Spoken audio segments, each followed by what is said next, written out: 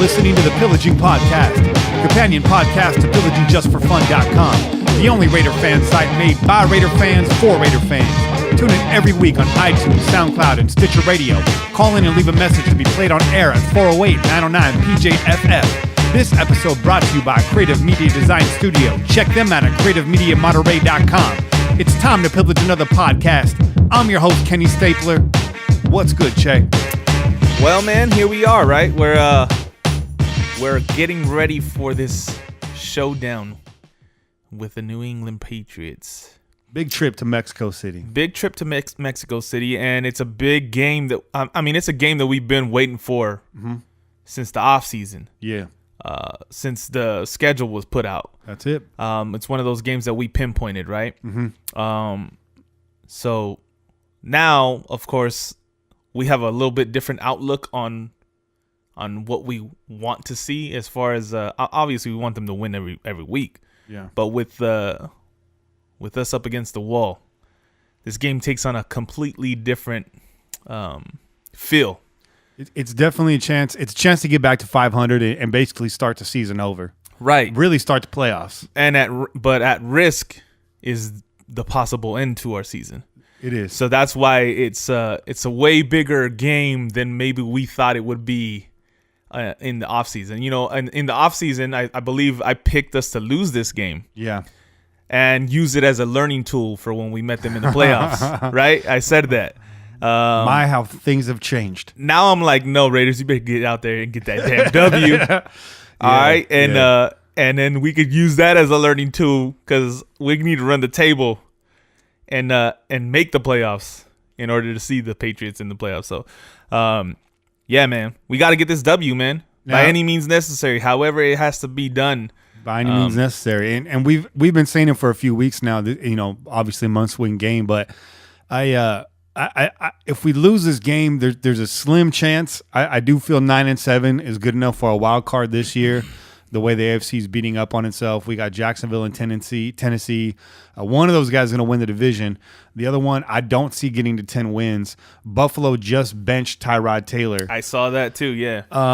Miami's not going to make a run at it, I feel like. So there's a chance there. And I had a chance to talk to Kane earlier today, and we're about to bring him on right now. And he kind of shared that vision too. Before we get started, and we're gonna bring Kane in here early and get right to it and start breaking down this game. But we got a big show for you in the second half as well. We're bringing in John Kingdon.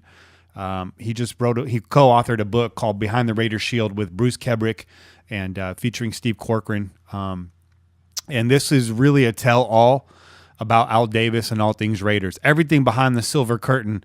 As you know, the Raiders are a very guarded, mysterious organization, and they keep that tradition alive today. Yep. You know, they were always had closed practices, closed camps. That's loosened up a bit, but they've always been tight-lipped, and they've always surprised you in the draft, and they continue to do so. Sometimes. Hello, Jihad Ward. Hello. Sometimes in good ways, and sometimes in really bad ways. Yes. Yeah. And so John just wrote this tell-all book, and he's, for those of you that have read it, good for you. Tremendous read. I just finished it up this morning. For those of you that haven't, this is must read for Raider Nation. Yeah. Those of you that aren't readers, it's also available in an audiobook format. You can get that. You can search Raiders book or Behind the Raider Shield. You can buy it straight from their website. I got it off of Amazon. You can get the audiobook on Audible. I know it's available on Kindle devices. Yep. You could just get this book wherever books are sold, basically, but I definitely recommend going out there and getting it. We'll be touching a little bit on what's in the book. We got questions. Both Che, myself have questions.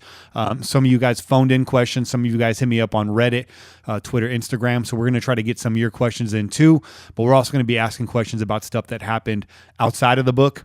Maybe a little bit more detail about what happened in the book and things that has happened after the book, after Kingdon's reign basically ended in Oakland. And this is a guy that was, you know, there's people that were closer to Davis, but not many. This guy was a right-hand man for many, many years, decades. Started as an intern in Oakland in 1978, I believe, 77, 78. Quickly became Flores' assistant a year later, and eventually became the head of college scouting in 1993 for the Oakland Raiders. The Oakland Raiders at that time.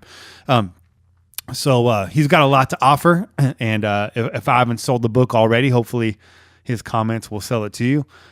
Just having Al Davis on the front cover should be enough of a sell for most of you guys out there. So without further ado, let's get Kane on the phone, and we'll get into this Patriots game and start breaking it down for you guys. What's up, Raider Kane? Hey, what's up?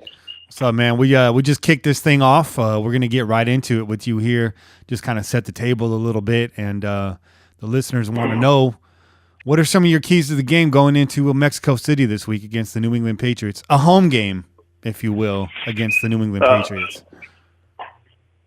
Well, basically, we need to establish New England is not good on defense right now.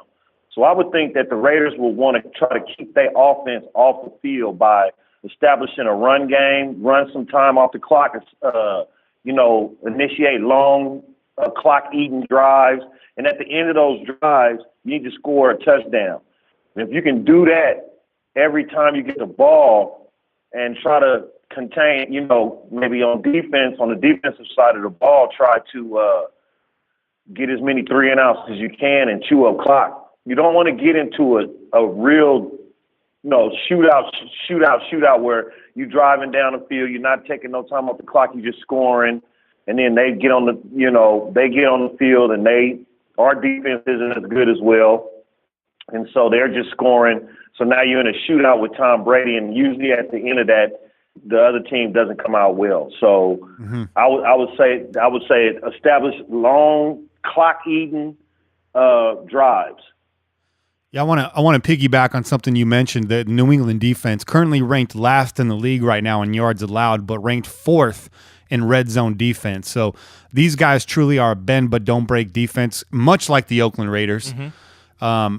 I was looking at Ted Nguyen right now. He had a breakdown today of the New England offense, and he's been looking at film, and their defense actually they're running a man-to-man scheme for the most part. The problem is their coverage backs aren't adept at covering wide receivers in man-to-man formation.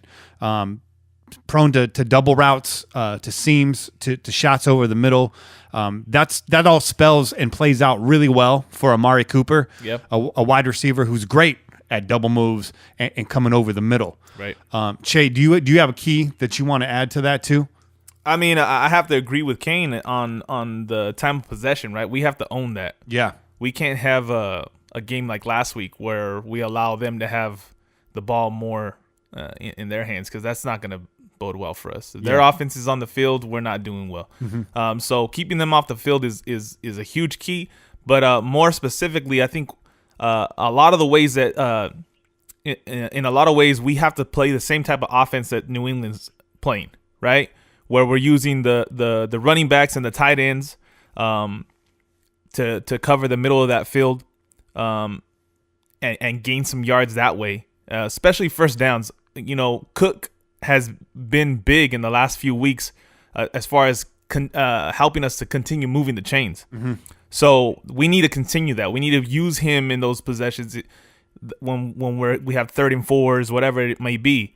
And establishing the run game is huge too, because we got Marshawn Lynch for a reason, man. What are we saving him for? You know what I mean? We need to get him working. We need to get him punishing those linebackers.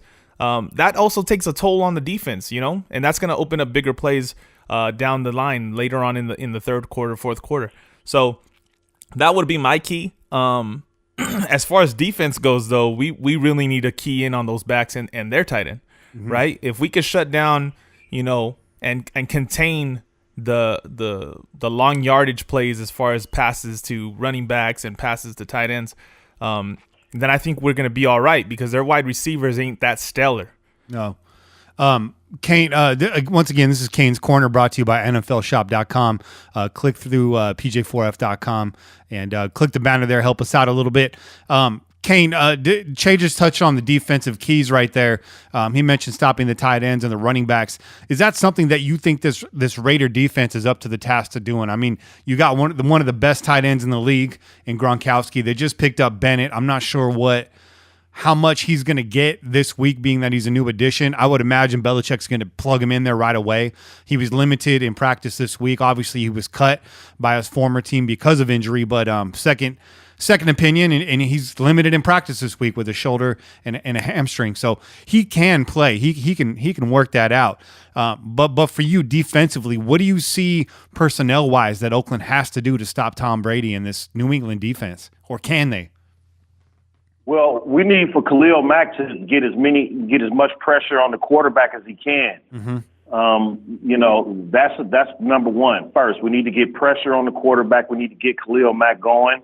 That defensive line is going to have to play, real sound football and try to shut down the run game. Now with New England, they're using their running backs a lot in the pass game. So Rex Burkhead is, I believe, the guy that they've been using in the last couple of weeks. He was injured in the beginning of the season, and he just got back. And I think last week he scored a touchdown last week, and I think the week prior to that he scored another touchdown. But prior to him coming back from injury, there was James White, who they were also using in the passing game as well. So our linebackers are going to have to be able to cover the running backs coming out of the backfield. And I believe, speaking of Gronkowski, I believe on our side of the ball, we're going to have an Obi sighting this week. All right. I believe. All right. I like so that. I'm looking forward to seeing that matchup with Obi Melifonwu and Gronkowski.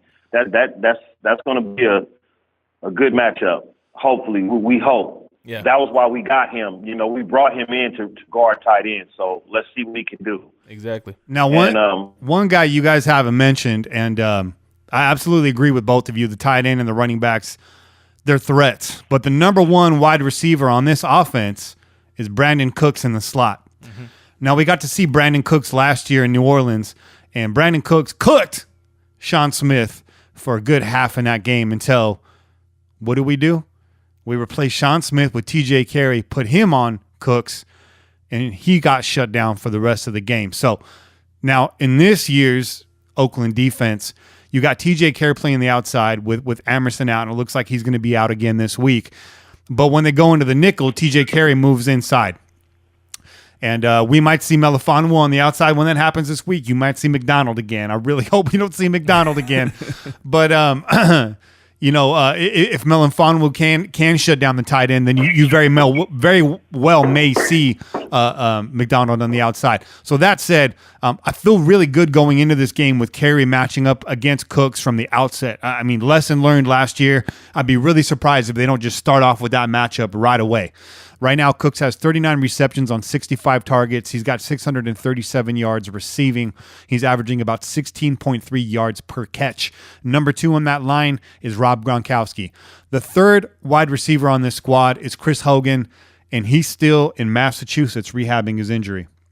Hogan's not going to go this week. Right. What do you think Derek Carr needs to do to get past this New England defense? They definitely have holes. Like I said, they're shutting down in the red zone.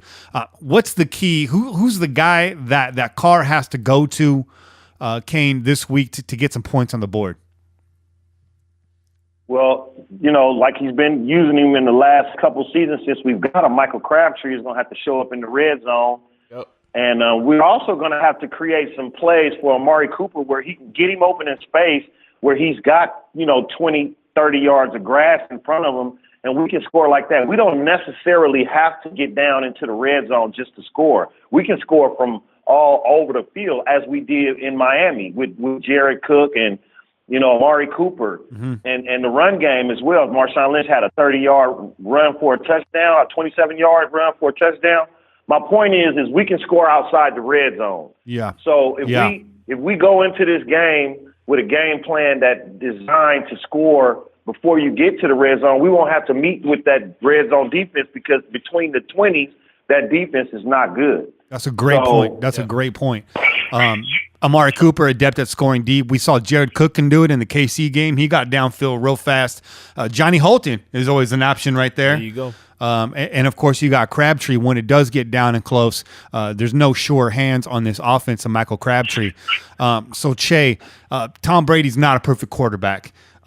Kane already touched on it. We got to get him off of his spot early and often. It doesn't happen all that much, but when you see Brady get rattled, he's like any other quarterback in the NFL. And like Al Davis said, the quarterback must go down, and he must go down hard. Yep. Sacks, do they count?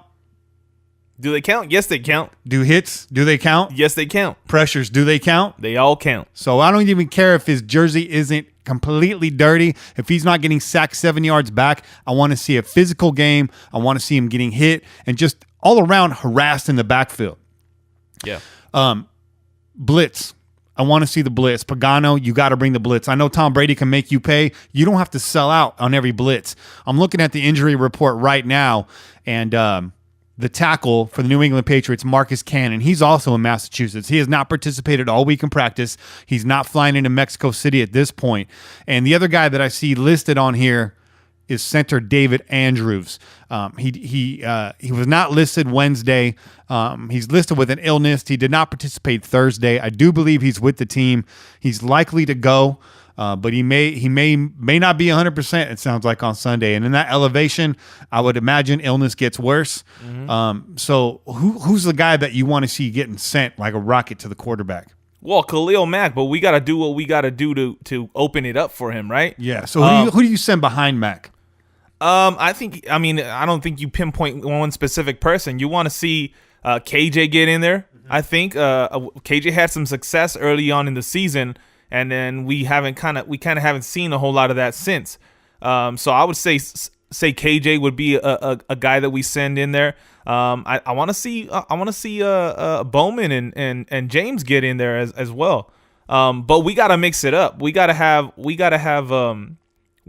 something new. Yeah, something new to open it up, because we make it real easy when we just line up and we just say, Khalil, go get the quarterback. Yeah. We make it real easy for these offenses to scheme for him. Mm-hmm. And we've seen it. We haven't seen productions in the form of sacks. Now, Khalil's going out there. He's still having really high-rated games because he shuts down that edge. But as far as him being able to get to the quarterback and getting those sacks that we want to see, mm-hmm. right? Yeah. It's not happening. So we got to do something to help him to be more productive, man. So I'd be really interested to see the return of the cornerback blitz. Shout out Charles Woodson. Yeah, man. Right, little throwback, man. A little throwback there. And Kane had mentioned scoring out from deep, but when it gets down to the red zone, if we got these long drives, if Lynch is doing what he needs to do, we got Washington and Rashard out of the backfield catching passes, basically going chess match with these guys, right? There's a lot of similarities between these two teams, believe it or not, strengths and weaknesses. I want to see a return. It's a little wrinkle that we plugged in the Miami game. We used it often with great success, and that's the run pass option. Mm-hmm. In the red zone, this could be a great threat for the Oakland Raiders, especially if the run game's working for them. Now, Carr's not a threat to run, so we know that your standard option game's not going to work. It's not going to fool anybody. But that run pass option, you can run that with a variety of personnel out of our backfield. But primarily, I want to see Lynch. You know, Lynch is in there. He's going to run the ball. When you see Rashard is generally a passing situation, get that run pass option going, get Jared Cook loose in the end zone, get Crabtree loose in the end zone. Those are your two primary red zone targets right there, and that could really free up these linebackers, because as you guys know, there's no Dante Hightower anymore in New England. They are weak at the linebacker spot just as we are. We need to exploit that over the middle. Yep. Kane, but go ahead. I'm sorry. Go ahead. Yeah, go ahead. I just wanted to touch real quick. You were speaking about linebackers. And one thing that we've been doing here in the last few games is we've been putting Bruce Irvin in pass coverage, and he's been effective, more effective than any other line. Put it like this: more effective than any other linebackers on the roster, including Bowman.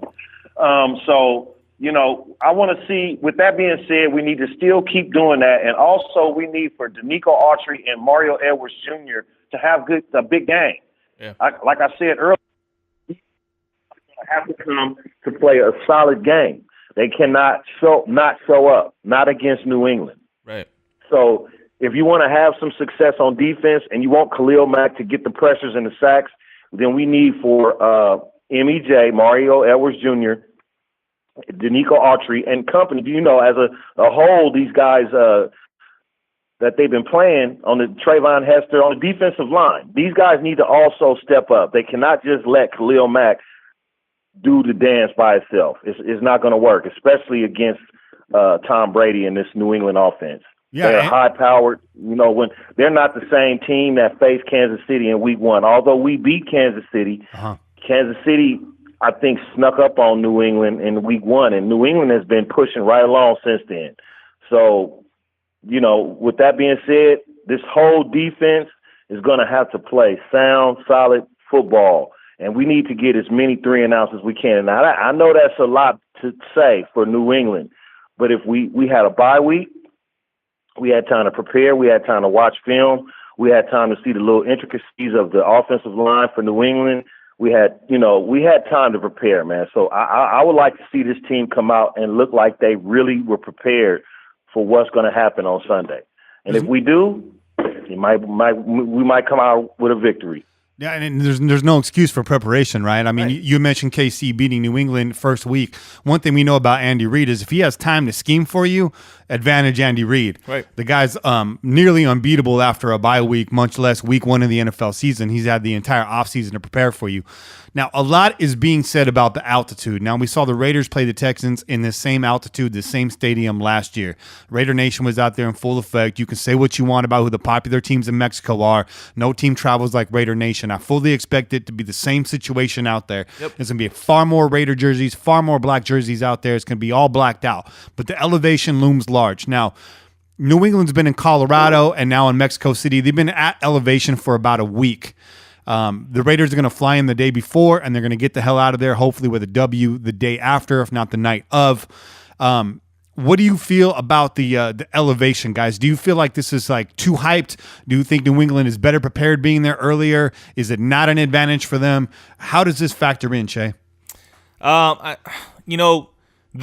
not a joke. First of all, the elevation's for real. It's a real deal. Any athlete that goes in there, it doesn't matter if they're a football player, soccer player, they're boxers, fighters, MMA fighters, they all have trouble, man. If you haven't been in that elevation, you're not used to it, you're gonna notice it. But that being said, I don't think a week is enough for New England to completely get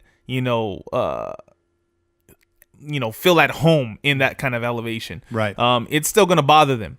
So it's up to us to be able to sustain some drives early on in the game, because it's going to get tougher in those later quarters, and and we need to take advantage of opportunities early in this game.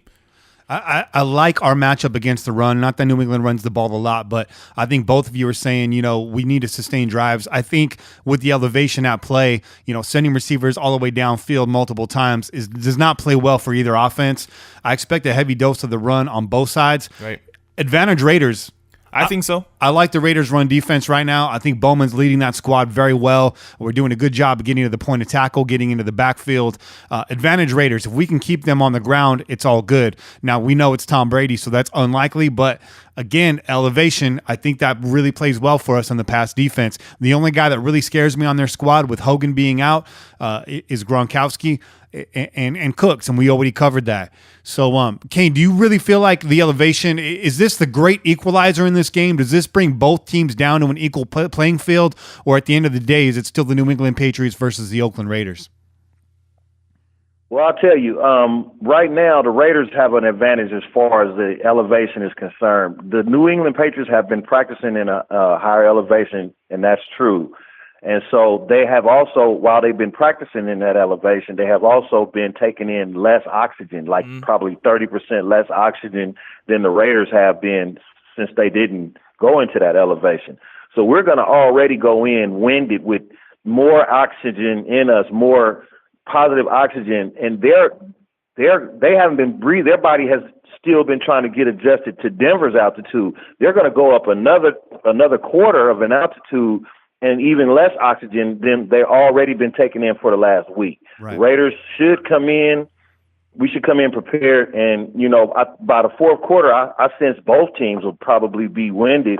But hopefully the Raiders, being that they have an advantage because they have been taking in normal amounts of oxygen for this past week, that they'll have that little bit of advantage in the fourth quarter where teams are going to start getting tired.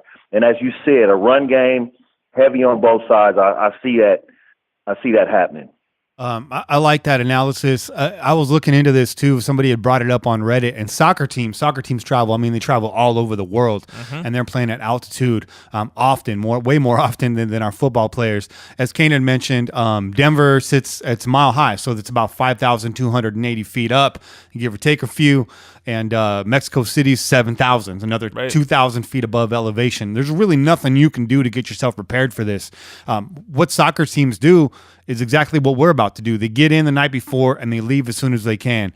Just get in, get out with a healthy dose of oxygen in the bloodstream. So I don't. A lot is being made about New England getting there early and being in altitude for the last 2 weeks. And I agree with both of you guys. I don't think that's it. If we lose this game, it's not going to be because of the altitude. Well, I don't think it's enough. I don't think that a week is enough, is what I'm saying. No. It's definitely if you're talking about a boxer, right? Like if you're a boxer, you show up like 3-4 weeks, right? You set up your camp 3-4 weeks out of the fight, then that actually makes a difference. Yeah. But a week, that's not enough time for your body to fully adjust, man. It's no coincidence that Olympic athletes train in Colorado year round, not for 2 weeks before their event, for the entire year. A lot of top-level athletes choose to do their training in the off-season out there in Colorado because it does give them a competitive advantage. You know, you're basically putting yourself up against the wall, training in the worst conditions possible. Not only is it 2,000 feet higher, but the air quality is some of the worst in the entire world. I've seen Mexico City listed on many top 10 lists, or I should say bottom 10 lists for air quality. So there is that. Kane, we had mentioned this is a must-win game. It's been a must-win game for weeks now. This is definitely a do-or-die game. But if we lose this game, we walk away with an L in this game. Is that the end of our season? Absolutely not. What it does, it makes us. We cannot lose another one. Just to be on the safe side, we can't lose another one, and we have to hope that Philly is resting their players going into the playoffs when we go to. I see that as the next hardest game on our schedule. I think we've played Kansas City well in KC. So if we lose, we still got a chance to make the playoffs, but it's a very slim chance, being that you got KC, Philly, and Dallas on your schedule. Yeah, so, and Jack Del Rio. We still got a chance, but a very slim one. Jack Del Rio's been looking around the league. He's looking at the scoreboard, so we're going to look at that too right now and kind of look ahead. It's looking like Tennessee's going to lose tonight, which helps our cause. Pittsburgh's up 30-17 right now. The fourth quarter just got underway, and it looks like they're starting to pull away there. Titans offense hasn't been able to get anything done in the second half. Of course, we're going up against New England. Some other teams that sort of factor into our destiny is Baltimore. They'll be playing Green Bay in Green Bay. As you know, there's no Aaron Rodgers there, but I still feel like the Packers are a wild card. I'm not saying wild card slot. They're just a wild card in that you don't know what you're going to get out of them. They're still a squad that can beat you. They're definitely not a juggernaut, but that game's going to be played at Lambeau, and Baltimore is favored by only 2 points. So that's basically a pick 'em game right there. But we do need Green Bay to step up and win that one. The other games we have is Tampa Bay at Miami. I don't think Miami's going to be a wild card contender at the end of the season. I just don't see that happening. The other game we got is Jacksonville at Cleveland. Another one that does not look good for us. Cleveland favored by 7.5 points. I would imagine Jacksonville and that defense are going to get after it. I would expect them to beat Cleveland. Last week we had a lot. Did you say Cleveland was favored? No, Jacksonville is favored. Cleveland's getting 7.5 in that game, yeah. So Jacksonville favored by a full touchdown and a half a point on the road. That's not a lot of respect for the Cleveland Browns, and that's just about accurate. It's justified. Yeah, we saw last week a lot of matchups that favored our situation, and this week it's the complete opposite because you got the Kansas City Chiefs right now who are 2 games in front of us in the AFC West, and they're on the road, but they're on the road against the New York Giants who just lost to your San Francisco 49ers. So not mine. not lying. Not yours, not mine, and I'm not lying. And then you got Buffalo on the road against the Chargers. That'll be an interesting game. Phillip Rivers still going through the concussion protocol. Kane, you had mentioned there was a dust-up on the sideline between Rivers and his coordinator. That does not shock me. He's probably the biggest brat in the NFL. And then Buffalo benching Tyrod Taylor this week. So they're going to roll with Nathan Peterson, their draft pick this year. So that could be a battle of the backups. I can't pick that game. Right now, the Chargers are favored. They're favored by 4.5, which is sort of an odd line. But I don't know. Who do we root for in that game, Kane? Do we root for Buffalo or do we root for the Chargers? I say we root for the Chargers. We need Buffalo to lose at least 2 more games. Right. Yeah. So I say we root for the Chargers this week. And then we got Cincinnati at Denver. Again, I don't think Denver is going to be a factor down the stretch. We kind of called this one, but you got to root Cincinnati there anyways. Then just for the. Well, Cincinnati isn't in the picture anyways, nope. So we don't need them to lose. So just beat Denver. So just beat Denver because it's always nice to have them lose. And then other than that, this isn't a game that factors into our destiny, but I think a good matchup this week, Sunday Night Football, is going to be the Philadelphia Eagles at the Dallas Cowboys. So check that game out. Who do the Ravens play this week? The Ravens, I think I'd mentioned, they play Green Bay. They're on the road against Green Bay. Okay, because they're in the playoff hunt too. Yeah. I believe. Yeah. Who do you like? We need for the Ravens to lose this week too. Who do you like in that game? I believe you said that. Who do you like in that game, though? That's a tough one for me to call. I would like to see Green Bay win, but that Hundley, the quarterback for Green Bay, is getting less than 100 yards passing yards. I've never seen a quarterback throw for 87, 68 passing yards in a game and win a game. I know. Yeah. So, ask I Colin don't care how Kaepernick good about Ty that. Montgomery. Yeah, I don't care how good Ty Montgomery is. He ain't that good. No. He ain't Ezekiel Elliott good. He can't win a game by himself. This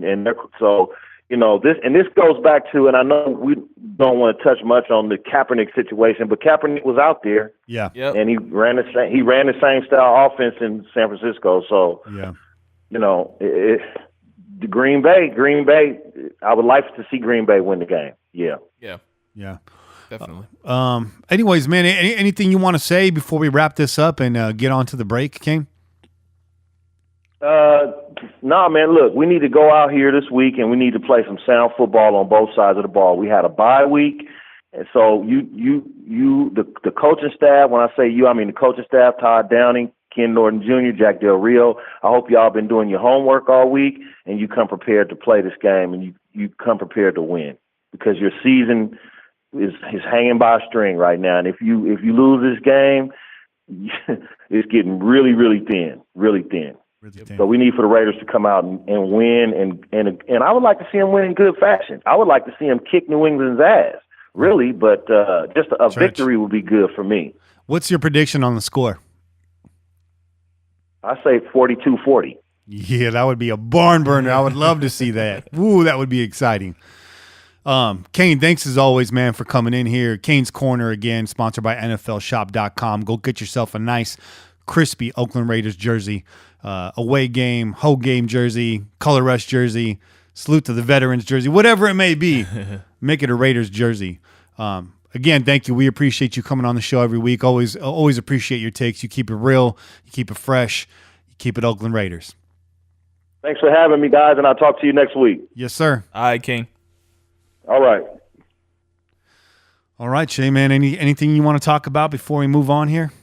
You know what? One thing that I did want to mention is and I told you, talked to you about this earlier in the day.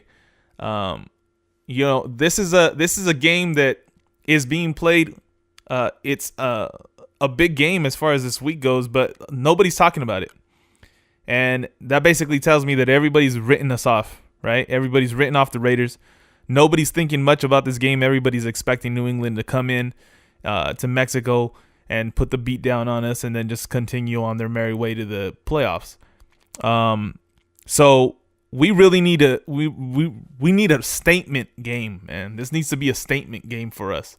Put the people back on notice, right? Let them know, hey, you know what? Yeah, we haven't been doing so well. It's been a rough few weeks, but we're back in this, and we are the team that everybody expected us to be. So huge. We need to make a huge statement, man. That's what I expect. That's what I want to see. Get this W and let everybody know we're not dead yet. No, we win this game. You're going to see a lot of analysts changing their stance on the Oakland Raiders. You're going to see a lot of people saying, "Can this team run the table?" Right. And yes, they can. I mean, if you could beat the Patriots, you could beat anybody in the NFL, right? Exactly. I mean, the Eagles are going to be a tough test, but if we win this game, that's the game we can afford to lose. Right. Right. They're not an AFC opponent. If we're going to drop a game, that's going to be the one.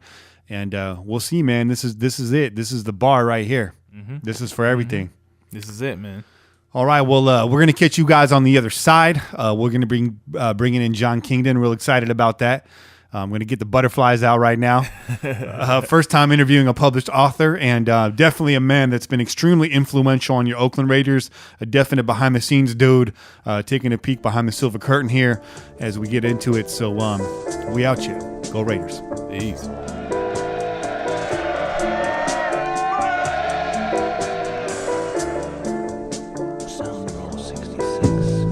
You're listening to the Pillaging Podcast, companion podcast to PillagingJustForFun.com, the only Raider fan site made by Raider fans for Raider fans, featuring fan-submitted articles and the most lively Raider Nation conversation on the internet.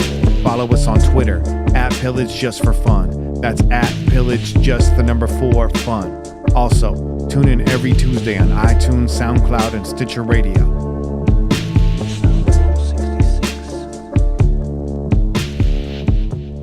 All right, and we're back. You guys didn't hear any callers during the break. That's because you're going to hear the questions here as we go into the interview. So we again want to thank everybody for joining us, and we want to thank you, sir, Mr. Kingdon, for coming on the air with us and taking some time to answer some questions. How are you doing tonight? We're doing well. Thank you very much. I appreciate the opportunity to speak with you and your audience. So first question right off the bat, are you still watching football, and did you get a chance to watch the game tonight? Yeah, I'd be honest, I've sort of cut back a little bit, to really follow it as much as I did would be like a busman's holiday. I had particular interest in watching the game tonight because Terry Rubisky, who gets mentioned more than a few times in the book, is the coordinator at Tennessee. So, I was pulling for him that way, but it was just an impressive show by the Steelers, and I think it's a pretty good example of the way to do things, having three coaches in 30 years or so, and I think that's maybe the operative lesson that we might take out of our book is, don't keep switching coaches, and when you got the right coach, boys, just stay with them. Yeah. Right. Amen to that. Yeah. We've certainly seen a carousel here in Oakland, so point taken, lesson learned there.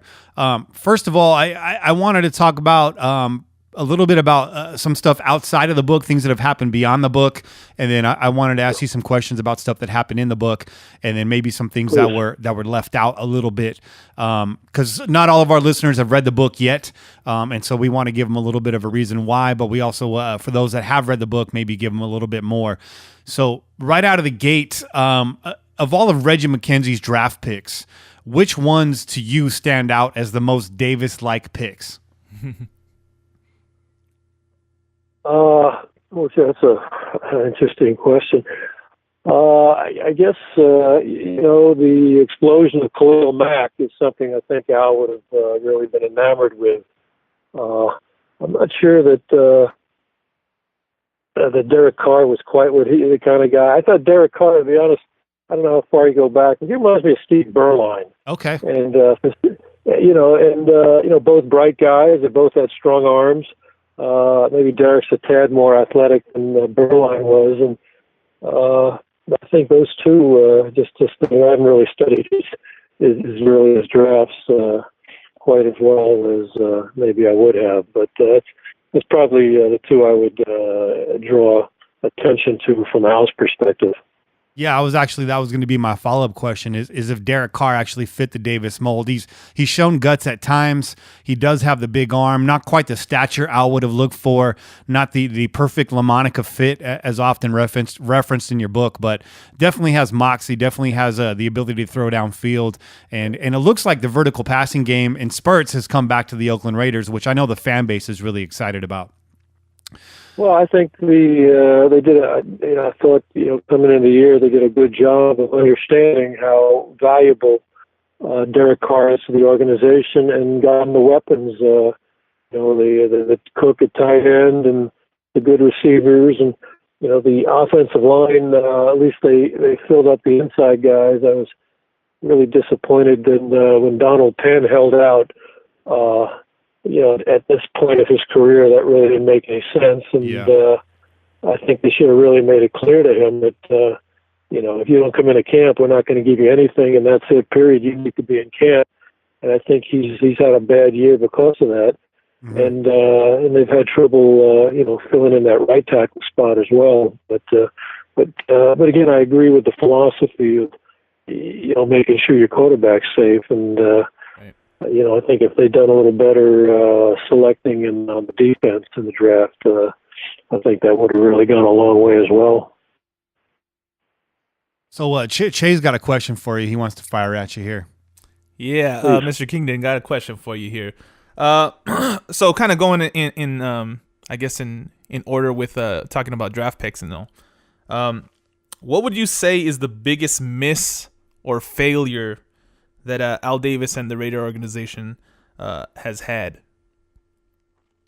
Well, I think that we got the whole chapter on missing out on the 2 Hall of Famers. Mm-hmm. Sometimes not so much the pick as who you wanted to take but didn't take, and that's taking Todd Marinovich instead of Brett Favre. Right. And for those that read it, because Bruce Kebrick had actually been the chief scout going to Southern Miss, and I was the one with Todd Marinovich. And, so we would meet as a department, go over everything and, watch film together. And, when we finished our meetings and we return our final reports into Mr. Davis, and we ranked the top 50 players, Brett Favre was our 5th best player in the draft. Mm-hmm. And we had Todd in the 2nd round, with a lot of red flags. Yeah. So I would think that Todd did some stuff. I mean, there's been players that did less. But the fact that we took Todd instead of Brett Favre, I think, is a real sore point. And then in the 2nd round, again, as a guy we liked a lot, was Aeneas Williams. Mm-hmm. And again, Al got enamored with Nick Bell, the running back out of Iowa, with his size and speed, but just didn't have a lot of toughness. And so he kind of ignored us on that one as well. So, there's the 2 of them rated the Hall of Fame, and Todd. There's an article in the New York Times. He's still trying to play some minor league football. I think he's 48 years old now, and Nick Bell didn't last much longer than that. I think maybe just the worst pick overall we ever had in the 1st round was a guy named Bob Bukowski. And we kind of talk about that.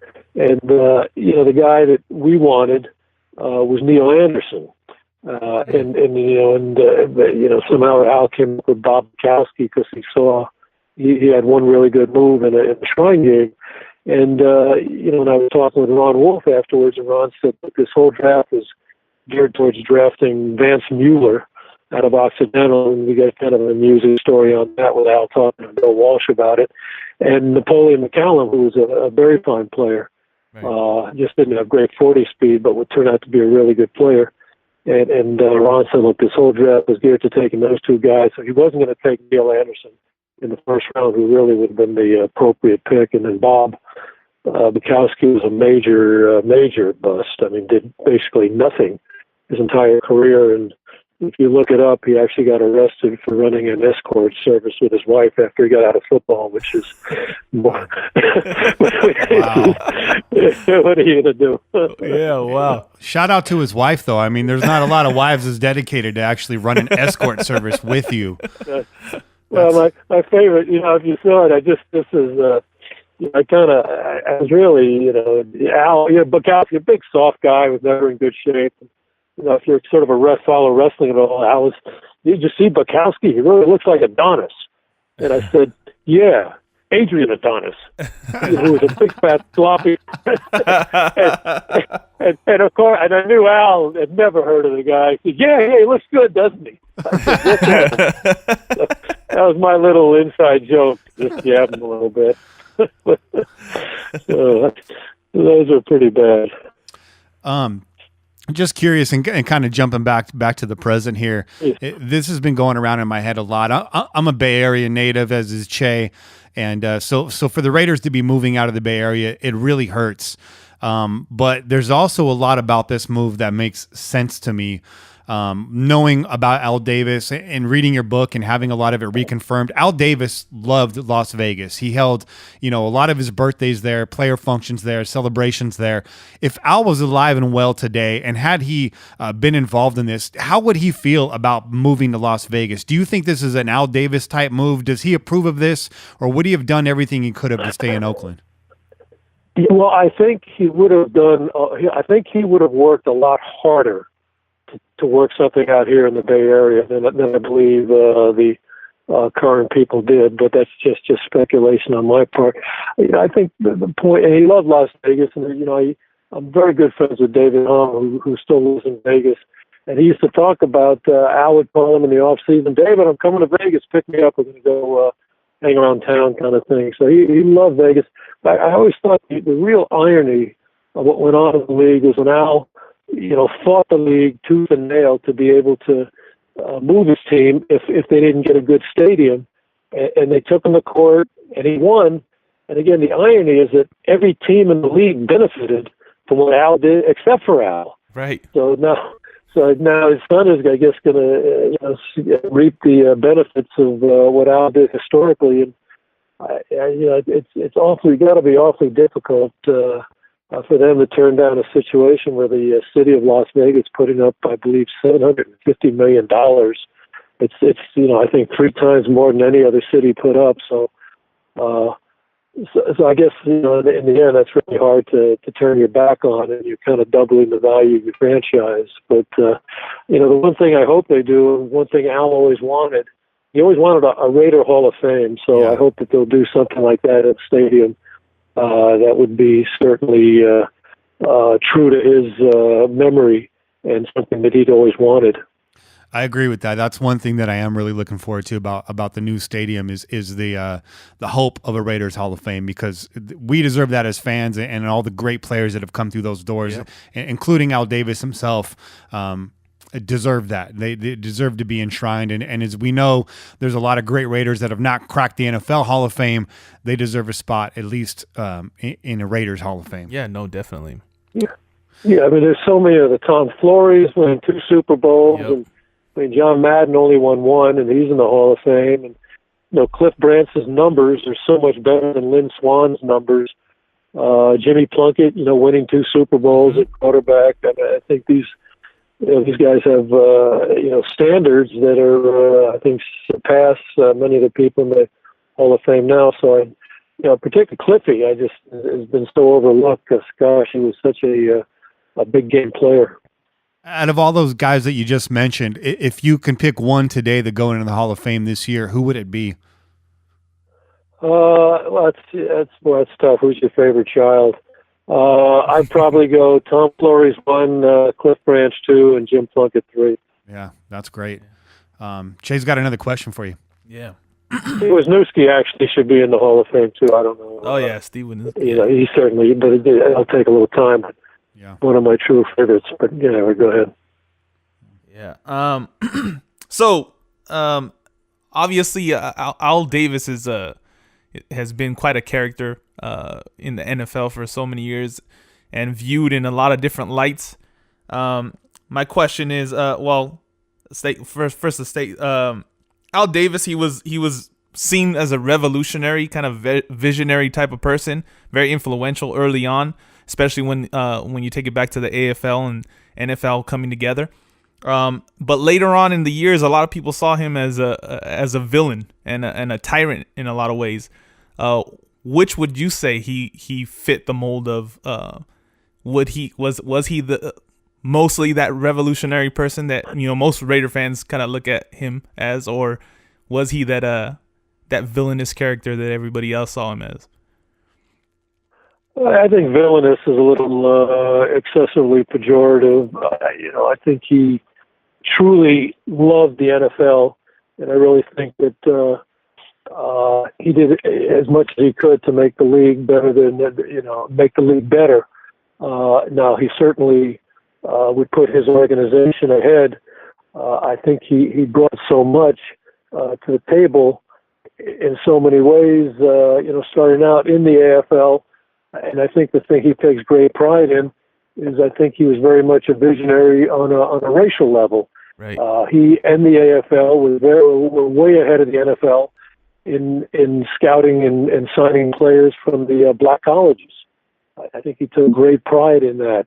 When he was the commissioner and they were having the AFL All-Star game in New Orleans, and it came to his attention that the black players could not get cabs. They weren't being served in restaurants. He picked the game up and just moved it to Houston. He wasn't going to put up with that. I think, if you want to really check in his background, he was a great fan of the Brooklyn Dodgers. He grew up in Brooklyn, and maybe that was also a connection he and I had because I was born in Brooklyn, grew up on Long Island. But we had that connection, which I think he liked. But again, getting back to the Brooklyn Dodgers, they were really a team with speed. And I think that kind of, inserted itself in his psyche about loving speed. And then obviously Branch Rickey, I think, I never particularly said I want to be the next Branch Rickey, but his actions certainly spoke that way with, not just the first African-American coach, the first minority coach in Tom Flores. Right. And then obviously Art there. And so I think he was way ahead of the game in that regard. I think he liked taking on challenges. And, if there was one thing maybe that always bothered me, though I never confronted him on it, was when he testified for the USFL against the league. That one maybe might have been his worst decision. But other than that, I think he really had the interests of the league, the best interests of the league at heart. And then his hiring of Amy Trask as well was definitely groundbreaking too. And she turned out to be a pretty remarkable person. No matter what you think about her, she's definitely a figure that stands out from this organization. Yeah. Well, she's fine. Just a story that's it's just kind of a funny story. She once wanted me to be in charge of the Chinese website. Somehow she got the impression I was fluent in Chinese, and it's a funny story.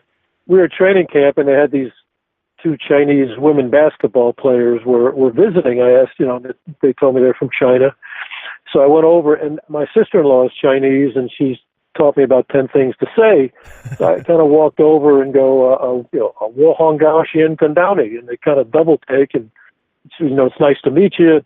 And I went through my whole repertoire, and they're laughing. I have no idea what they're saying. They go on. And then I left, and evidently Amy saw this and went over, and these women were so polite that they told her that I was, she said, "What were you talking about?" "Oh, he was fluent in Chinese." So the next day she tells the PR people, says, "Well, you got to get John Kingman. We're gonna have to." Who knew he spoke Chinese? I've known him for all these years. And he's fluent in Chinese. So the guy came up to me and said, "Well, we got to get together." I said, "What are you talking about?" He said, "Well, Amy, told us that you're going to be doing a Chinese website." And I realized what happened. I said, "Look," and I closed my thing with them by saying, "Xie xie ni wa ai ni zhai zhen," which is "Thank you, I love you, and goodbye." So I said, "If you want me to write phonetically in Chinese, thank you, I love you, and goodbye. And if that's going to be sufficient for the website, then I'm more than happy to run it." But the irony is, she never, I thought it was pretty funny, but she never actually brought it up again. So that was my relationship with Amy. Well, I'm very relieved that you did not request to do this interview in Chinese, John. Booyah. I don't want it. Take it away. What he said, folks. What you kind of spoke a little bit to maybe one of Al's. I hate to always come down hard on Al because he's an idol to me in a lot of ways. His greatest failure, or one of them, being testifying on the behalf of the USFL against the NFL. But what do you think was Al Davis's greatest success in his career? I know that's going to be a hard one to pick, but if you had to pick one, what was his biggest triumph?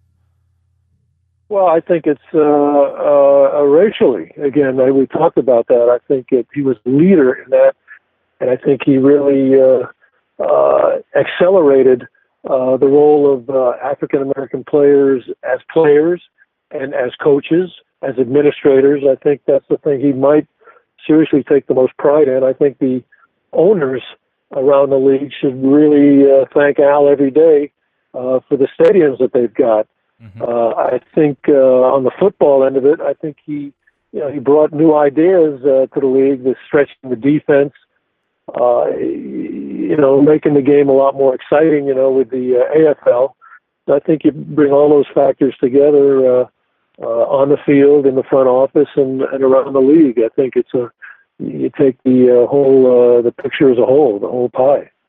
Now, I really enjoyed reading the book. You were with the organization for about 3 decades. Is that right? Yeah, about 33 years, yeah.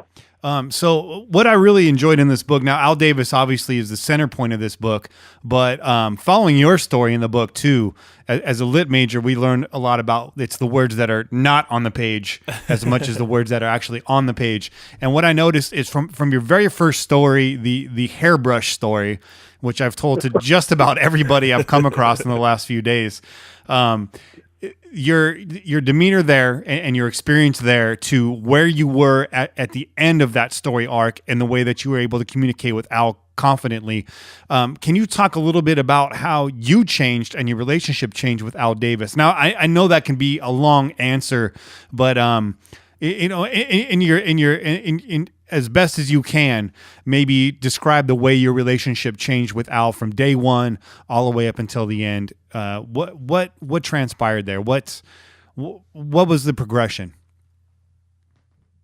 Well, it's it's an interesting question. It's the first time I've really heard it asked me to put it that way. But I just came in really at the bottom. Someone who was picking up players and dropping schedules off and such, and sort of Al, I need you to take me to the airport kind of thing. But I was a stranger and he didn't really trust me, and so in fact, when I was going to drive him to the airport, he says, "I'll drive." And he's, "Well, how long have you had your license?" So I feel I've had it like 7 years now already. So but he was, he didn't really trust you. You had to learn. You had to earn his trust. And just in the beginning, he gave me some project to do about pro players that are coaching in college, and he thought I'd do. And this is really early in what I was doing. I thought it'd be a kind of a short list. I went through every media guide of college team. I gave him a 4-page list. And, wow. I think, once he came to appreciate that, if he asked you to do something, it's going to be done right. I think the trust level just kept growing and growing. And, and if he asked me to do something that wasn't done correctly, and he'd tell me, and I'd try and get it done as quickly as I can. And, and the longer I was there, I think, I sort of moved up in the pecking order as, people like Bob Albo and Joe Madro passed away. Mm-hmm. And I think the other factor that really helped us kind of have a connection is, again, we were both New Yorkers, and we both actually started out at Ohio Athletic Conference schools. He actually began at Wittenberg, and I graduated from Oberlin College, and then he went to a big school at Syracuse, and I went to UMass. And the fact that we were both Jewish, I think, was another connection.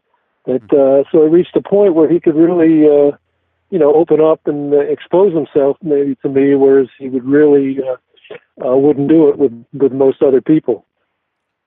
Yeah, it was really, really cool to see that arc, that story arc in the book, and it told a lot about Al. That he was a guy that love him or hate him, he was definitely a polarizing figure. He intimidated people. He was definitely an intimidator. That's one of the chapters in the book. And I think the points in the book where it shows that you did not fear standing up to him also showed the amount of respect he had for people that did stand up to him. He would test you. He would intimidate you. He would push you. He would poke at your weakness. But if you showed that you had conviction and you believed in what you were saying and what you felt, he had nothing but respect for that. And that says a lot about a man. The toughest job, and I didn't really write about this in the book, but the toughest job in that organization was to do contracts. And I only did just a couple in all the years, because number one, I didn't want to do it, and number two, they had people to do it, but it was a miserable job. And basically, he wanted you to put 6 pounds of bologna into a 5-pound bag, and, it just doesn't work. So I wasn't really, again, I was glad not to do it, but, George Karras, who did a lot of contracts, who recently passed away, and there's a guy named Tom Delaney, who's doing the contracts now. But a couple of times those guys came to my office. They were in tears. I mean, I was just pounding the hell out of them, and that was tough. And I told them, I said, look, I can count on one hand the number of times I snapped back at him. Because I was right and he was wrong. But do it respectfully. But don't let him push you around. He'll respect you for that. And just there was the story in there about he liked to put you off balance. I was in his office. We were talking about stuff, and he asked me about a former personnel guy, and he's looking at something that was obviously the guy's resume. And I talked about him. He said, there's a lot of people out there that like your job, to try and put you out. And unfortunately, the line came right into my head, and I said, there's a lot more out there like your job. And he looked at me for a second, and this guy, and he just started laughing. Yeah, you're right. Okay, I'll see you later. So, again, you could say anything to him, basically, within reason, one-on-one. Now, in a group, you really, you just had to kind of hold your tongue, give your opinion. But one-on-one, you could be a lot stronger and let him know exactly how you feel in whatever terms you feel like. But he made it clear, don't do it in front of a group. I can't let you do that. I think that, it happened with Bruce Kebrick, and then Bruce, you're absolutely right. I'll never do that again in that situation. But, but he said, but whenever you want to bring it up to me, please do so. Well, I got another question for you, Mr. Kingdon. Seeing as how you've been away from the team for a few years now, some time now, what is your view of our current team, the current makeup of our team? Specifically when you think back to the championship teams that we've had in the past, does this roster show the signs of a Super Bowl contender to you? Well, I was kind of optimistic about the team this year, particularly on the offense. I don't follow the personnel quite as much as I do. I've really been kind of disappointed in the defensive selections they made, and it's unfortunate that Conley ends up on IR. Even though they took him, he had the off-field incident, but I've been particularly disappointed in the linebackers that they've selected. Considering that Del Rio was a linebacker, and Reggie played linebacker, and Kenny Norton was a linebacker. So so I'm just, again, the defense is, I guess it's coming along, but I'm a little disappointed there. I'm very positive about the offense, again, and what they've done. I think if they can just get a couple of tackles, I think they'll be a lot better. And Marshawn Lynch is okay, but I think they really need a really top back would really help to put them over the top. And I really think that maybe the most valuable person on this, that gets credit for how well this team's doing is Ray Farmer. And why would you ask Ray Farmer? Because Ray Farmer was the general manager a few years ago in Cleveland, who took Johnny Manziel in the first round over Derek Carr. So I think they should send Ray a dozen roses every month and thanking him for making a Marinovich or LaFar type of draft selection. Yeah, if John Gruden had still been in Oakland, we might have landed Johnny Manziel in that draft. We might have been traded up. The way he talked about him, just really cringeworthy to me personally. And John, what he was doing the show, he's not going to rip anybody there. And, John was a great coach. He was not a great personnel guy. I mean, he worked very hard at it. There were coaches that were really good personnel guys. Earl Leggett, you recall, was a defensive line coach, was a great personnel guy. He's the one that made Howie Long the player. He presented Howie to the Hall of Fame. But we really counted on him in his ability to evaluate personnel, whereas others were just terrible. And in fact, this, as you read the Marinovich story, was Al was like a lawyer. There's a rule about lawyers that they don't ask a question unless they know what the answer is. And Al got burned on that one time on the Marinovich deal, because Earl Leggett's son, Brad Leggett, started on the offensive line for Todd Marinovich. So, we were going back and forth. In fact, Mike White wanted Browning Nagel, and we were pushing Favre, and Al, got Art Shell to go along with him on Marinovich.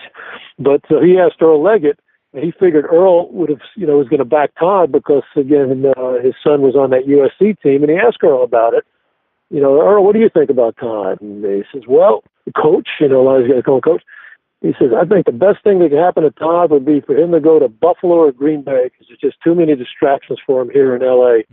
And boy, he hit that one right on the head. And then Al realized he asked the wrong guy the wrong question. And he changed the subject pretty quickly. But so anyway, Earl was always one of my favorites. Is there a story that you have that didn't make the book that you'd be willing to share with us right now? I could have thought Jerry Rice was just remarkable, and Tim Brown was good. But here's a Chester McLaughlin story. Chester was an amazing talent. I mean, he may have been the most talented defensive tackle in the history of football, and maybe one of the more underachieving tackles. But when he was dominating, he was living with Howie at the time, and Earl was the coach. And then when they were gone, Earl and Chester was just, he could just go through the motions and was still making the Pro Bowl. But we're playing Chicago, and they're right at the goal line, and we're up by 2 points.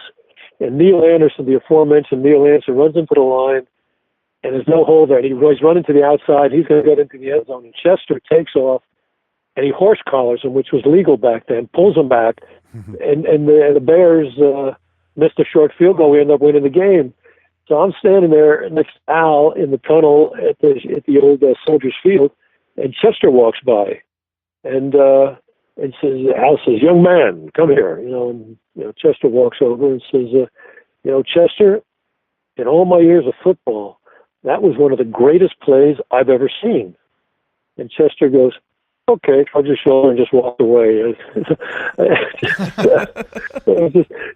What a compliment from a man like Al. And he just kind of, and then one other I always liked was, he always liked, I think in the chapter Saving Face, Al didn't want anyone to be the face of the team besides himself.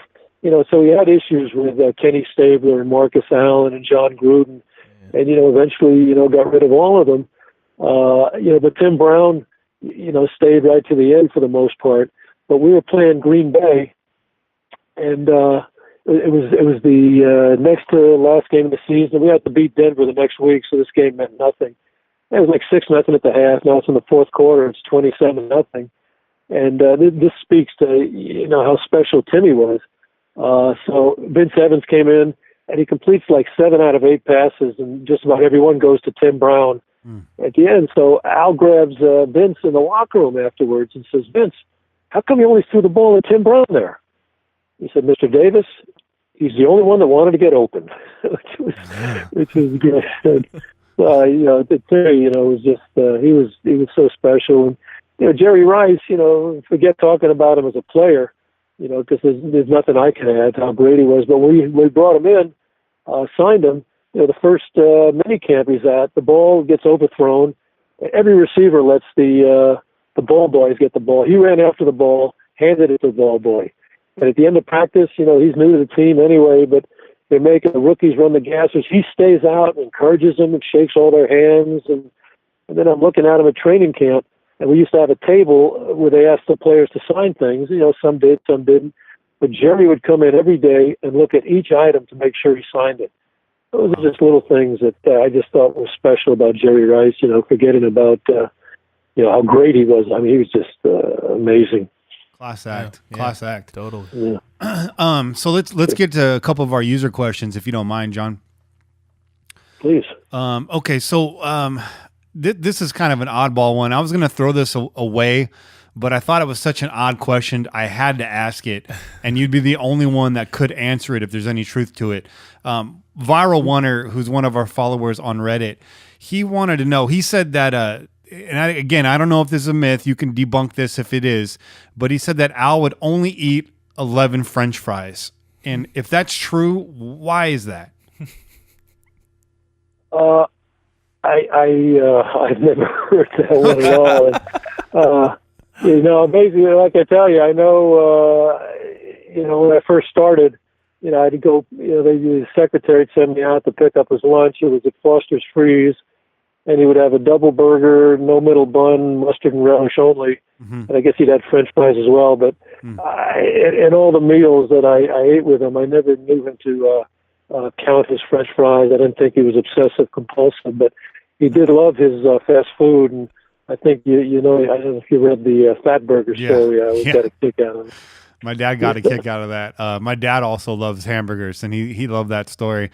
I'm going to steal that Al Davis move, though, and remove the middle bun. Yeah, right. That sounds like a good idea. Cut out the double burger, mustard and relish only, no middle bun. That was his favorite. I'm going to go do that. JFB, he has a question for you, and we'll go ahead and let him ask that to you directly. And we need to ask for man John.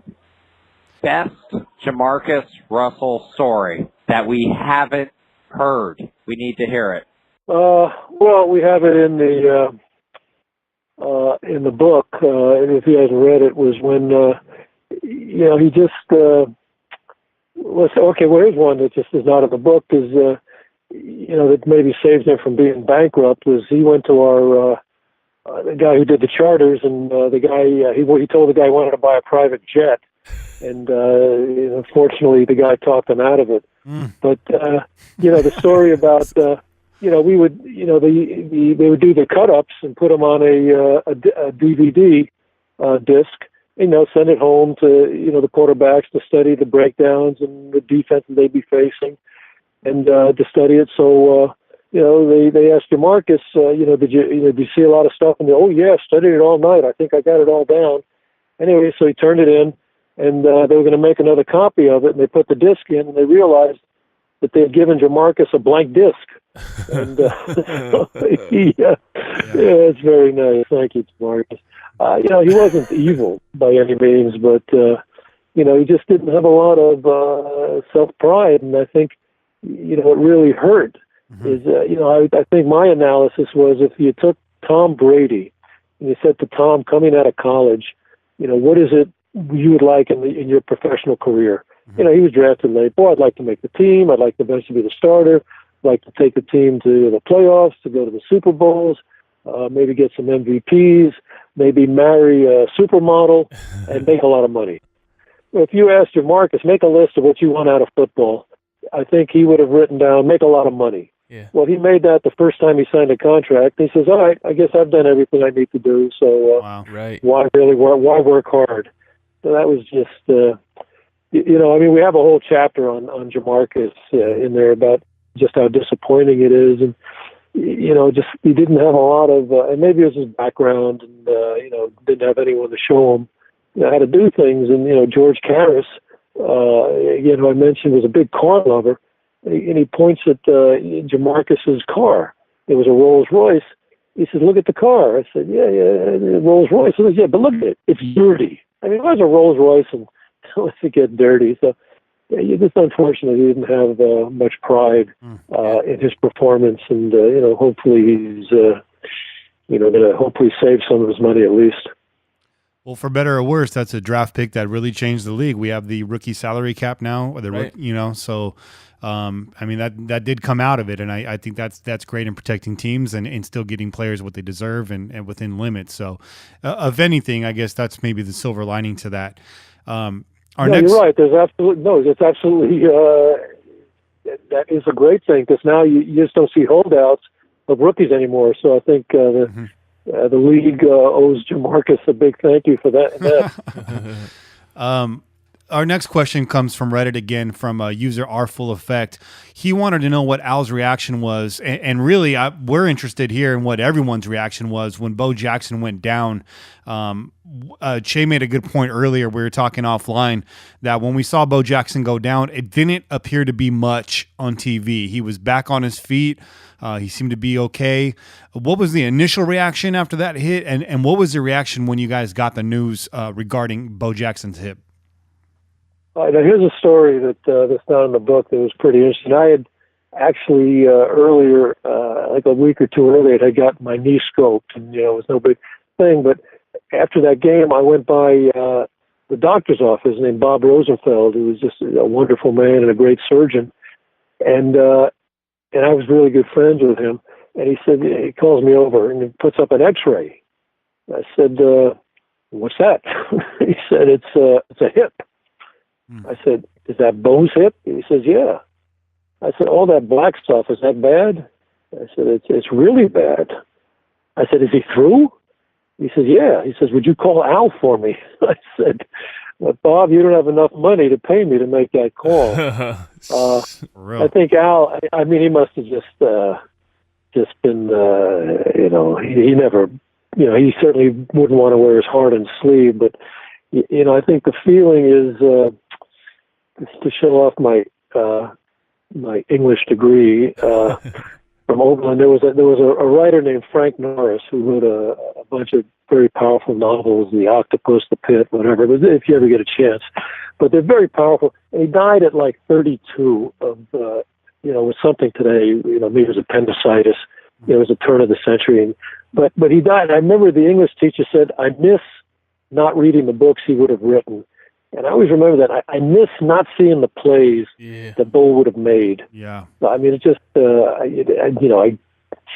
wasn't there when they told Al that, and it just, but you can imagine. I mean, it just was, to lose, Babe Ruth, whatever. It just is, this was, to me, the most talented running back in the history of football. How talented he was, he made Jay Schrader a successful quarterback who hadn't been very good with us. And our I think it was Larry Kennan, I forget whoever the coordinator was, explained it to me that, on 3rd and 8, you had to, in almost every situation, your linebackers would drop back deep and they would cover all the passing zones for the quarterback. When you had Bo Jackson, the linebackers had to play close to the line because, Bo's going to get 8 yards. You give him a running start. And that opened up the passing lanes to Schrader, and we were 12-4 that year, the year that Bo got hurt in that game against Cincinnati. So it just such a it was terribly unfortunate. And speaking on a selfish level, because we would have been just gotten better and better as a team, and but then the obviously real unfortunate is for Bo, who's had whose careers were cut short. So while we're on the subject of Bo Jackson, I guess it makes sense to go here. Now, this I believe the answer to this question is in the book, but we're on here. We're selling a book, so I'm going to go ahead and ask you anyways. Toto487 on Reddit, he wants to know what Al Davis had against Marcus Allen and why he was benched. It made no sense. I think Al, and it's one of those things. You're not going to. They weren't going to go up to Al and just say, what the hell did you have against Marcus? I think just the big picture, number one, he never had the true breakaway speed, which is ironic because he played a lot faster than his 40 time. Mm-hmm. But I think Al liked to, in the sense, it's part, in the story we have, drafting Charles Woodson. I think in his mind, anyone can draft Charles Woodson, but let's trade down and get 2 other players and show how smart we are when we stayed strong as a room, in a room to insist that we take Woodson. But I think he liked you got Marcus, but I'm going to show you Vance Mueller, is going to be a better player because Vance ran 4.4. Marcus was only like 4.7. I mean, it made no sense because Marcus was, just maybe the most complete ball player, in the history of the National Football League, as a runner, as a catcher, as a passer, as a blocker, short yardage and all that. And then, I really can't put my finger on what, that set it off because, Marcus was always respectful. But then when Al did it, then Marcus went on national TV with Al Michaels and said, this guy's trying to sabotage my career. And that just blew the whole thing up then. And, but I really, so I just don't know. I wish I could because that's the one question, but it just made no sense whatsoever. And it just, look, what do you have against Kenny? And, again, maybe just he's becoming the face of the team, and that's as good as I can give you. But that one just made no sense. And that makes sense because I think John Gruden kind of similar fate there, kind of got bigger than the team, was a national sensation. Lost against the Patriots. Surely wasn't his fault. and soon after got his walking papers. And a lot of people, and it even alluded to in your book, that John just got too big for the team, and Al didn't like that. Well, but when you say got too big with him, I mean, he was. It wasn't anything of his fault. Right. He just was. He was such a charismatic person, and and then you say he got his walking papers. You're implying he was fired. Traded. It was a substantial trade. That, blockbuster again, in trade. The end, didn't really work. It was a blockbuster, but I think the operative lesson we learned, like we're watching tonight, Pittsburgh with three coaches in all those decades, and and you get the right coach, you do whatever you can to keep them. Right. It's become more and more important in this league to have the right coach and to stay with them, and the right quarterback. I mean, Rich Gannon, who was really more of just a journeyman guy until we got him. It just was such a great combination with he and John that it was so unfortunate to have it cut short. So we got just a couple more questions for you here, and we'll let you go, Mr. Kingdon. Thanks again for taking the time. This has just been tremendous.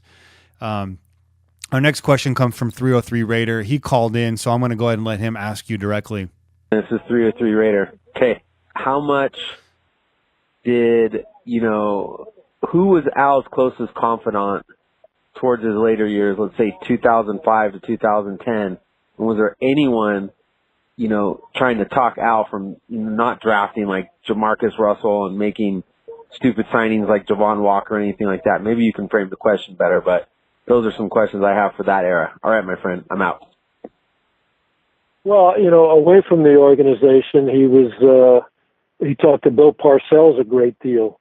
He talked to Bill Walsh a great deal. I think that, I like to think that he listened to us. He just would go in his own direction. But I think, people, I think maybe the scout that he really liked the most was Kent McLuhan, who was a cornerback, the first bump and run cornerback in the National Football League, and he played for Al, was a very fine player, and scouted for a long time. But I think the problem was, if the room wasn't unanimous, then he would, if he found one chink in the armor to kind of go along and agree with him on something, and then he would find a way to rationalize not making our pick. But the question, I'm not sure if I answered quite the question about the people that he was most closest with. But he talked to Bill Belichick a lot. I think we get away from the organization. Again, Parcells, he was very, very close with, when George Karras wasn't here, he used to bounce stuff off of him, and he bounced stuff off of, I think, primarily Bruce and myself, and about the Gruden trade. Bruce and I actually disagreed on it. I said, I really tried to make the point about keeping John, and Bruce, we talked about 2 1s and 2 2s, and he said, well, I'd trade Vince Lombardi for 2 1s and 2 2s, and but I think in retrospect, he also agrees that was the mistake. And, once you get the right coach, you keep the right coach. But again, I think probably Parcells was the guy. And, you got the story there about when I was driving Al and he had his car phone on speaker and, talking to him, how he kept Lawrence Taylor off of drugs. So that was sort of the inside stuff. But probably just away from the organization, he was a guy that he really liked and respected. Gil Brandt was another one I think that he'd like to talk to as well. Great. I mean, one more question, and again, this was a caller, so I'm going to get out of the way and let him speak directly to you. What's up, guys? This is In One Word Raider. Had a question for Mr. Kingdon. Mr. Kingdon, in your opinion, how was Mark Davis prepared to be the owner of a professional sports franchise? Go Raiders. Yeah. All right. Well, I didn't talk about Mark Davis in the book. None of us did. At least from my point in personnel, and I rarely, if ever, saw him around the building. He was very much not involved, and maybe he did stuff that I wasn't aware of. I think Al once mentioned he was trying to sell fanny packs in the the Raider store to kind of get that going. But he really was not involved at all in the football end of it. Now, I guess towards the end of Al's life, maybe he did stuff, but again, Mark was really not involved much. I think, again, I'm not there, but in talking to some people there, I think the best thing he's doing is staying out of the way and letting his football people do their jobs. Mm-hmm. That's the best I could give you there. Yeah, I know the running theme throughout the book was that Al Davis was not afraid of any opponent, and he took on a lot of opponents in his time. And the one thing that he often mentioned was that he could not defeat death, and he spent a lot of time trying to figure that out. He had a tremendous exercise regime and paid close attention to his health. But did he have a succession plan in place, or do you know anything about that? There was a great piece that we took from Al Michaels, who did the Monday Morning Quarterback, and he brought that up about Al does not have a succession plan, because I think if Al had a succession plan in place, it might be a concession on his part that he might die, and he could not bring himself to concede that might happen. Now, again, I can't talk specifically towards the end about what he did with Mark, but I mean, even again, the last day of his life was a Friday, and we were going to Houston, and he said he called me up. I was getting ready to go on the plane, and he wasn't traveling with the team, and I talked about what's going on around the league, what's going on with our team, and then he just said, maybe I'll fly in tomorrow, and I said, that'd be great. I'm sure everyone would love to see you there. Even though I knew he wasn't going to do that.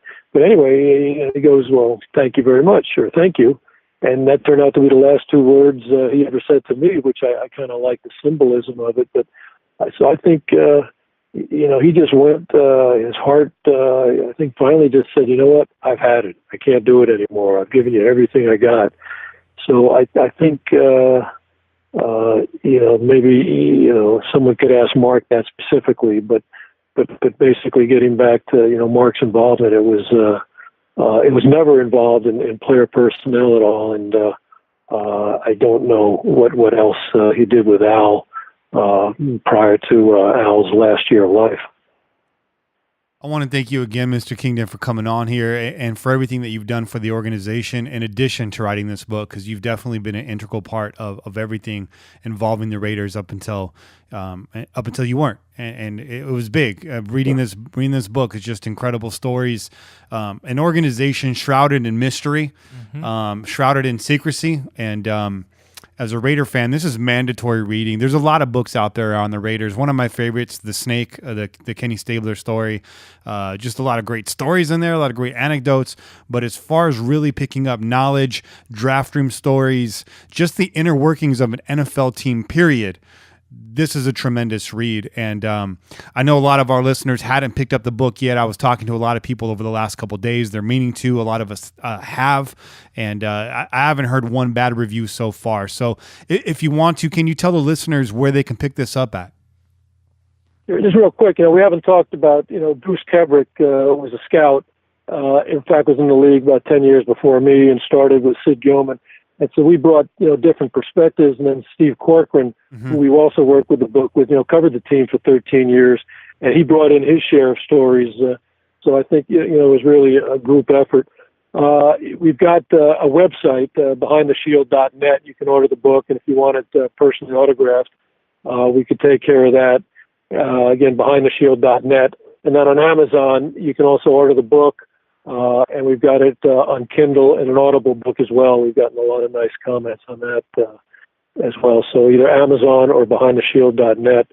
And you know what? I keep meaning to say, you can call me John. I don't need Mr. Kingdon. I appreciate the respect, but John is fine. Okay. Yeah, I'd be remiss if I didn't thank Bruce Kebrick and for his contributions to the book, and especially Steve Corcoran, who is actually how I found you through Cork. Cork used to write for a website called ibabuzz.com inside the Bay Area news. They had an Oakland Raiders page on there, and there's a comment section on that page. It's very lively, several thousand comments per article. And I was one of the commenters on that site. We ended up becoming a community. Raider fans from here all the way out to Beijing. We fly into games. We've actually started meeting each other at tailgates. And when that site was bought out by Mercury News and they shut it down, I was able to migrate those commenters over to our own website, pillagingjustforfun.com. And that's what we have here today. And that's part of what makes this interview possible. So I want to thank Steve on many different levels for that, for his contributions to that website, for staying in touch with the fans and the readers, and for making this interview possible. Thanks again, John. Yeah, thank you very much. If anyone's got questions, they can also, that we haven't covered, maybe you can put it down on our website. I think there's a spot there as well that we could, if we've missed something. But thank you so much. This has been great. A real pleasure to talk with you guys, true fans. And again, thank you so much for, I'm so glad you enjoyed the book. Yeah, absolutely. And I'm probably going to read it again. I might actually pick up the Audible book and gift that to my father. He does a lot of driving, so he's a diehard Raider fan by way of Wisconsin. So I know he's looking forward to it. Thanks again. Thank you so much. Yes, sir. I sure appreciate it. It was a great pleasure. Have a good evening. Thank you. Go Raiders. Go Raiders. Well, there you have it, folks. Awesome, man. John Kingdon. That was awesome. That was a piece of Raiders history right there. Yeah, man. Man.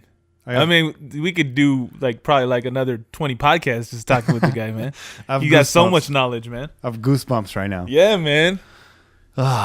Man, we have still have to do the injury report. I don't even want to do this right now. I just want to go. I want to go pop some bubbly, and yeah, that was something else. Yeah, man. Cop the book, y'all. I mean, like Kenny said, if you're a real Raider fan, man, this is a must read, man. And I've gotten to dabble into it a little bit because I'm sitting here, I'm looking at the book. I tried as hard as I could to get into the book on my girl's Kindle. Yeah, but baby girl had other other ideas. Take that copy. You can take that copy. Baby girl had other ideas. She's like, "Nah, Dad, I'm sorry. You got to watch me. You can't be reading no book." So, but yeah, man, it's probably eye opening.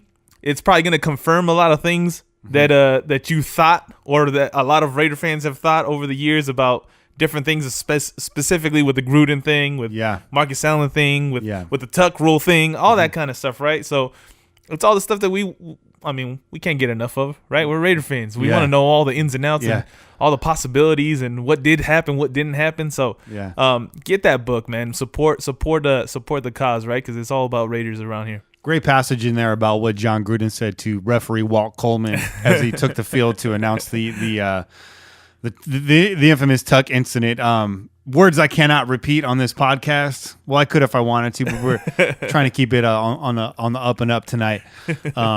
So check that out. Definitely pick up the book. I think I bought it for like $17. I mean, that's a steal. It's a nice book too, man. Nice cover, everything. Nice cover, nice jacket. Yeah. Right in the middle, there's some nice glossy sections with some cool photos for those of you that still read books with pictures in them. Sorry,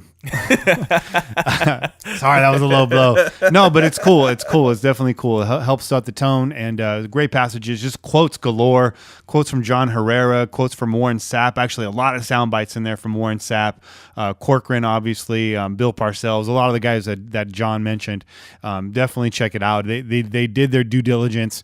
And as Steve Corcoran said, Steve said that Al always wanted to have a book written. He wanted Steve to write it for him. He was going to dictate it. That never transpired. And so Steve had opportunities. People had asked him to join in on books, and he said he was not going to do anything unless he had somebody willing to write the story, warts and all. That was his quote. And this book is definitely that. It's very honest. There's a lot of good. There's a lot of bad. There's stuff in there that's going to make you cringe. When you see how many players we did not sign. Oh, my goodness. We kind of did that to ourselves, right? Going back and looking at some of the drafts, I was like, whoa, my God, why did we do that? So read the book, or get the audio book. I know not everybody has time, but a lot of us are commuters now. You're in your car a lot. Get the audio book and listen to it at the very least. I can't speak to the narration and stuff, but it getting good reviews. So I imagine it can't be that bad. The stories they carry themselves, so it doesn't matter who's reading it. I could be reading it to you, and you would enjoy it. Yeah, it's like 7 hours of audio too, so you're getting your money's worth there. There you go. So let's get into it. Your injury report. So we mentioned this a little bit already. I kind of already went through the Patriots, so this will be really quick. Hogan, not going to play. Matthew Slater, wide receiver, out with a hamstring, has not participated 2 days in a row. Tackle Marcus Cannon, definitely out. And center David Andrews recovering from illness, so he's a maybe. Everybody else on this list was limited. Amendola, Martellus Bennett, Alan Branch, Malcolm Brown, Cassius Marsh. Those guys are probably going to go. As far as the Raiders side of the ball, Marshall Newhouse did not participate on Thursday. He was limited Wednesday with a hip quad injury, so it's questionable at this time. If he doesn't go, it's going to be the false start factory of Adal Alexander. Which, you know what? We haven't seen any false starts out of Vidal. I'm being really hard.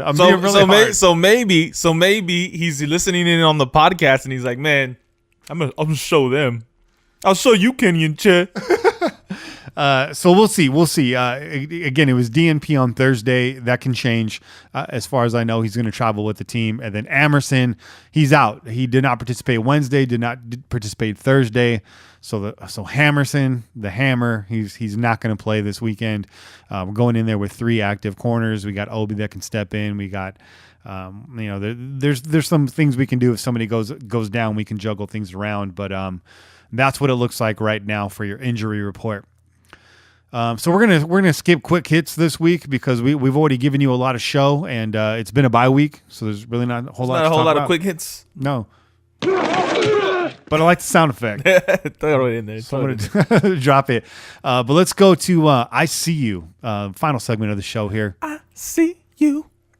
Marilla 00.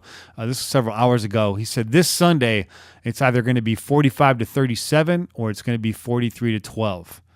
And it doesn't say who's scoring 45 in that first scenario. So I don't know what to say about that. But do you think there's some truth to this? Yeah. Yeah. I mean, I think the point being is we've seen the Raider A squad and we've seen the Raider B squad. This year. Right. What are we going to get? We're going to see Mr. Jekyll or Mr. Hyde? Yeah. So that's an I See You. Again, not really putting you on blast, Marilla. I thought that was a cool little piece of truth right there, and that's exactly what it's going to be. And Che, there's a theme here. I mean, Kane earlier said it's going to be a barn burner. We couldn't really disagree with that. Hard to see this being a low-scoring game. This isn't a 17-10 affair. The 40 seems a bit high, but at the same time, you're dealing with 2 squads that can put points up on the board. And with the, we talked about the elements, the elevation and all that. You got to definitely figure that the defenses are going to be tired, getting tired. So that's going to open up opportunities for big plays, man. Yeah. And hopefully we don't see too many of them happen on our defense, right? That's right. And I mean, if that's what it turns into, that's a phenomenal football game. It's definitely going to be exciting. That's like a college football affair right there. So I'm going to move on and do my shout outs. Shout out to Viral Oner. You heard one of his questions here on the podcast. He follows us on Reddit. Cheesy Breezy on Reddit. Intrepid on PJ4F.com. Raider Tahoe. X-Rated. Idaho Raider Fan. Hells Bells. Fugazi. Silverhole Monk. Breaking Black. Big Banana. And Marilla 00, who we just saw. All on PJ4F.com. Come for the podcast. Stay for the comment section. And that's what it is. Anything you want to add before we get out of here? Nah, man, I'm excited to see what we put on the field this week. Like I said, I'm looking for a statement game out of our team. So, everybody band together, man. This is when we need the Raider Nation to stick together the most. Put all your positive energy towards Mexico, and hopefully we get out of this week with a win, and our dreams of the playoffs are still alive. That's what it is right there. So that's it for this week's show. Tune in every week on iTunes, SoundCloud, Stitcher Radio, or wherever podcasts are available. Call in and leave a message to be played on air, 408-909-PJFF. That phone line is always open 24/7. Don't forget, we publish fan-submitted articles, so send us your best write-ups to see your work published online. We have the Playoff Pontificator, who's now a weekly feature by one of our readers, and you got to check that out, written by Tuck Rule Fool. He's going to break down every week what needs to happen in the league for us to get into the playoffs, and hopefully that continues to be a running article, right? Because that means our shots are still alive. And lastly, get dipped in pillaging gear by heading to pj4f.com/shop. You can get your Zazzle items on there, get your t-shirts on there, and we'll check in with creative media about maybe getting a new design up here. I think they're kind of waiting to see what the team does. We want to lace you up when things are good. Right. And first and foremost, Last but not least, I'm Kenny Stapler, joined always by Your boy Che. We Out You. Peace. Go Raiders. Just win, baby.